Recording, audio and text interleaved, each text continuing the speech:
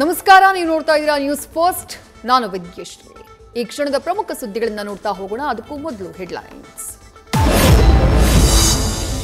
ದೇಶಾದ್ಯಂತ ವೈಕುಂಠ ಏಕಾದಶಿಯ ಸಂಭ್ರಮ. ತಿರುಮಲದಲ್ಲಿ ವೆಂಕಟೇಶ್ವರನ ದರ್ಶನ ಆರಂಭ. ಬೆಳಗ್ಗೆಯಿಂದಾನೇ ತಿಮ್ಮಪ್ಪನ ದರ್ಶನಕ್ಕೆ ಭಕ್ತ ಸಾಗರ. ಕಾಲ್ತುಳಿತದ ಬಳಿಕ ದೇವಸ್ಥಾನದಲ್ಲಿ ವ್ಯಾಪಕ ವ್ಯವಸ್ಥೆ.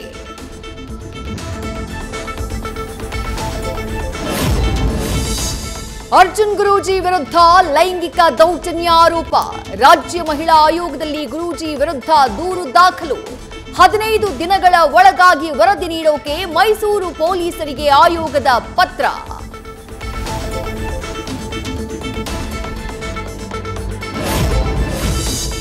ಪರಾಜಿತ ಅಭ್ಯರ್ಥಿಗಳ ಸಭೆ ಕರೆದ ಬಿವೈ ವಿಜಯೇಂದ್ರ.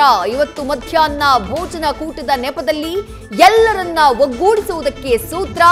ಪಕ್ಷ ಸಂಘಟನೆಗೆ ಶಕ್ತಿ ತುಂಬುವುದಕ್ಕೆ ಬದಲಾವಣೆಯ ಮಂತ್ರ. ಸಚಿವರ ಡಿನ್ನರ್ ಪಾಲಿಟಿಕ್ಸ್ ಮಧ್ಯೆ DKShi temple run. DCM Pratyangira ಪೂಜೆ ವಿಚಾರವಾಗಿ ಸಿಎಂ ಆಪ್ತ ಸಚಿವರ ನಿಗಾ. ಹೊಸ ವರ್ಷದಿಂದ ಆಗ್ತಾ ಇರುವಂತಹ ಬೆಳವಣಿಗೆಗಳ ಬಗ್ಗೆ ಕಣ್ಣು.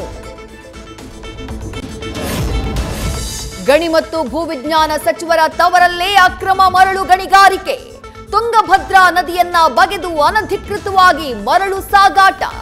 ನ್ಯೂಸ್ ಫಸ್ಟ್ ಕ್ಯಾಮೆರಾದಲ್ಲಿ ಕಳ್ಳಾಟ ಸೆರೆ. ನ್ಯೂಸ್ ಫಸ್ಟ್ ನಿರ್ಭೀತಿಯಿಂದ ನಿಮ್ಮ ಪರವಾಗಿ.